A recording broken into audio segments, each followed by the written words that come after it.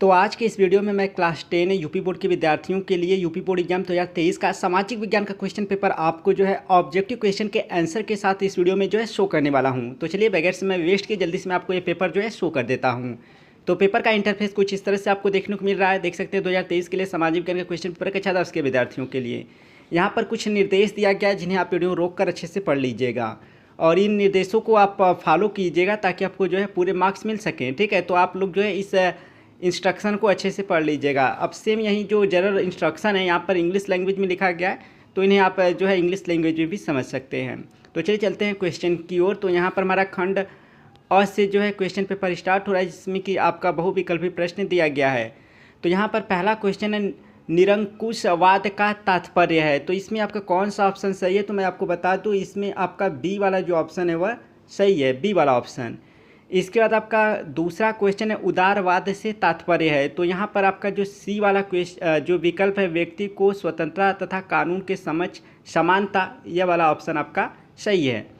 इसके बाद हम लोग बढ़ते हैं तीसरे क्वेश्चन की तरफ। तो तीसरा क्वेश्चन है जलियांवाला बाग हत्याकांड में गोलियां किसने चलवाई। यह बहुत ही सरल क्वेश्चन आया है। तो यहाँ पर डी वाला जो ऑप्शन है आपका सही है, जनरल डायल ने। इसके बाद आपका चौथा क्वेश्चन है जर्मनी के एकीकरण में मुख्य प्रमुख भूमिका किसकी थी। तो इसमें बिस्मार्क की थी। तो यहाँ पर आपका जो सी वाला ऑप्शन है वह सही है। इसके बाद चौरी चौरा कांड कब हुआ, तो आपका यह 1922 में। ठीक है, तो यहाँ 1922 में आपका यह हुआ है। इसके बाद आपका जो अगला क्वेश्चन है उसे देखते हैं। छठा क्वेश्चन है विभिन्न स्तरों पर सत्ता का बंटवारा कहलाता है, क्या कहलाता है, तो संघीय सरकार कहलाता है। यहाँ पर आपका जो है सी वाला ऑप्शन सही है। इसके बाद हिंदी किस प्रकार की भाषा है, तो हिंदी जो है आपकी हमारी जो है राजभाषा है। ठीक है, इसके बाद आपका आठवां क्वेश्चन है संविधान के माध्यम से महिलाओं का प्रतिनिधित्व सुनिश्चित किया गया है। तो लोकसभा में, कहाँ पर, लोकसभा में। इसके बाद हम लोग आगे बढ़ते हैं। तो यहाँ पर देख सकते हैं नेपाल में राजतंत्र की समाप्ति हुई किस सन में हुई, तो आपका 2008 में। इसके बाद आपका जो 10वां प्रश्न है वह है भारत में केंद्र शासित प्रदेशों की संख्या है, तो वह आपका कितनी है, 8 है।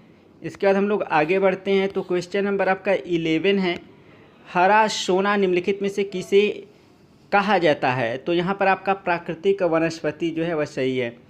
इसके बाद आपका क्वेश्चन नंबर 12 है जल मंडल का कितना प्रतिशत भाग समुद्री जल के रूप में उपलब्ध है। तो यहाँ पर आपका जो है 97.5%। ठीक है, ये आपका सही है, 97.5%। ठीक है।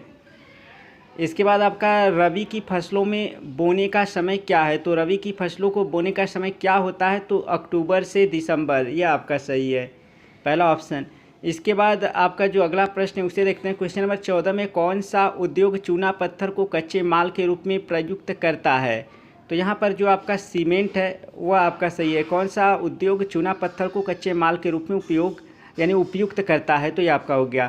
क्वेश्चन नंबर 15 निम्नलिखित में से कौन सा आधारभूत उद्योग है। तो इसमें आपका लौह इस्पात उद्योग जो है वह सही है। इसके बाद आपका क्वेश्चन नंबर जो है 16 है सूचना का अधिकार अधिनियम कब पारित हुआ, तो 2 अक्टूबर 2005 में। इसके बाद भारत में आर्थिक उदारीकरण की शुरुआत कब हुई, तो वर्ष 1995, यह आपका ऑप्शन सही है। इसके बाद आपका क्वेश्चन नंबर 18 है विकास का महत्वपूर्ण घटक है, तो राष्ट्रीय विकास, यह आपका जो है सही है। इसके बाद हमारा जो क्वेश्चन नंबर 19 है जब एक देश में एक स्थान से दूसरे स्थान का व्यापार किया जाता है तो उसे कहते हैं हम लोग आंतरिक व्यापार। तो यह आपका जो है ऑप्शन ए सही है। इसके बाद आपका जो है क्वेश्चन नंबर 20 है शिशु मृत्यु अनुपात निकाला जाता है 1000 जीवित बच्चों पर, तो यह आपका जो है सही है। इसके बाद हमारा जो है यही सेम क्वेश्चन इंग्लिश में दिखाई दे रहा है, तो इन्हें आप वीडियो को रोक करके अच्छे से पढ़ना है तो पढ़ लीजिए, नहीं तो मैंने आपको हिंदी में जो है शो किया है। तो ज़्यादातर जो यूपी बोर्ड के विद्यार्थी होते हैं वह हिंदी लैंग्वेज में ही स्टडी करते हैं, तो उनको इंग्लिश लैंग्वेज बेटर पड़ता है। फिर भी मैं आपको दिखा दे रहा हूँ ताकि आपको अगर इंग्लिश में चाहे तो आप इंग्लिश में भी यहाँ पर देख सकते हैं। ठीक है, वीडियो को रोक कर देख लीजिएगा। और जितने विद्यार्थी क्लास 11th में इंग्लिश का अच्छी तरह प्रिपरेशन करना चाहते हैं तो हमारे व्हाट्सएप से ज्वाइन कर लें। वहाँ पर जो है अप्रैल से मैं नया जो है ऑनलाइन क्लासेस स्टार्ट कर रहा हूँ। क्लास 12 के लिए, क्लास 11th के लिए, क्लास 9th के लिए और क्लास 10 के लिए। तो वहाँ पर जो है अच्छे से आप तैयारी कर सकते हैं इंग्लिश का। इसके बाद आपका पार्ट बी स्टार्ट हो रहा है। इसमें लघु उत्तरीय प्रश्न है। तो इसमें वर्णनात्मक प्रथम प्रकार का, जिसका उत्तर आपको 80 शब्दों में देना है लगभग। तो इसमें देख सकते हैं पहला क्वेश्चन है, यूरोप में राष्ट्रवाद का आशय स्पष्ट कीजिए अथवा असहयोग आंदोलन के कारण उसके प्रभावों का उल्लेख करिए। इसके बाद आपका जो दूसरा प्रश्न है वह है, गरीबों और बेरोजगारों की बढ़ती संख्या लोकतंत्र की सफलता में बाधक स्पष्ट कीजिए। या फिर अथवा करके लोकतंत्र एक उत्तरदायी एवं वैध शासन व्यवस्था है, स्पष्ट उल्लेख करें। तो अथवा करके इसमें क्वेश्चन पूछा गया है सब में। इसके बाद तीसरा क्वेश्चन है, विदेशी व्यापार से आप क्या समझते हैं, भारत में विदेशी व्यापार की किन्हीं 2 विशेषताओं को बताइए।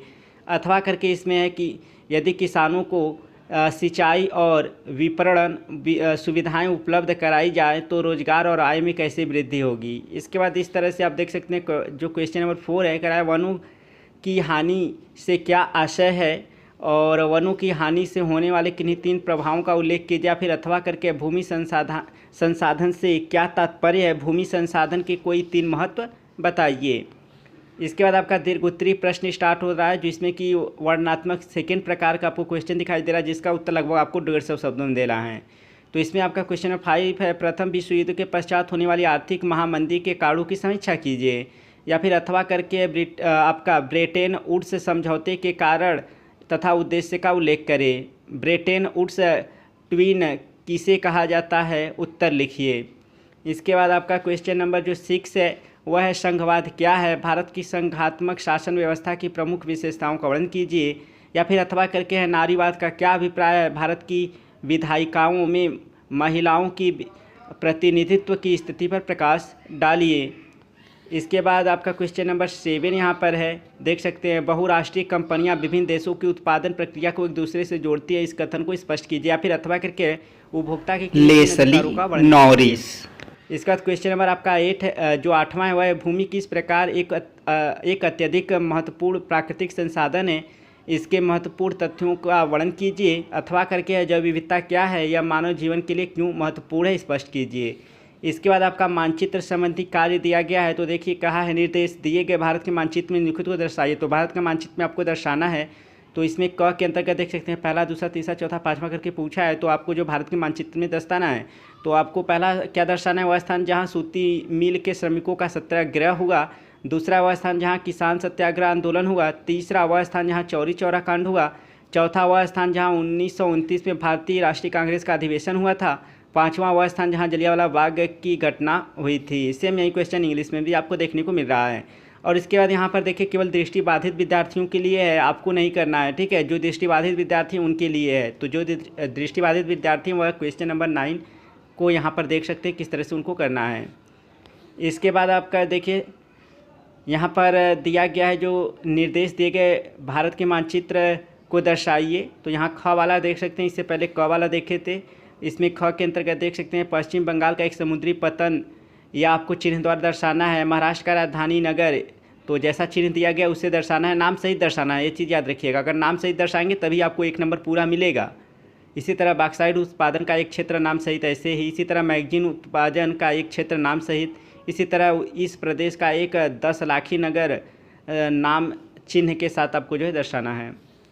और जो 9वां का ख है, यह दृष्टिबाधित विद्यार्थियों के लिए यहाँ पर उसके लिए देखिए प्रश्न दिया गया है। उन्हें जो है मानचित्र जो है नहीं यूज करना है, क्योंकि दृष्टिबाधित है, तो उन्हें केवल लिखना है, ठीक है। ये आपका है। तो इस तरह से जो है मैंने आपको क्वेश्चन पेपर सेव किया, जो है सामाजिक विज्ञान का कक्षा 10 के विद्यार्थियों के लिए। और जैसा कि मैंने बताया कि अगर आपको ऑनलाइन क्लासेस करना है तो हमें ज़रूर आप टेलीग्राम हमारे व्हाट्सएप नंबर पर ज्वाइन कर ले, आपको अप्रैल से वहाँ पर ऑनलाइन क्लासेस देखने को मिलेंगी। तो इस वीडियो में फिलहाल इतना ही, मिलते हैं नेक्स्ट वीडियो में। तब तक के लिए thank you so much watching this video.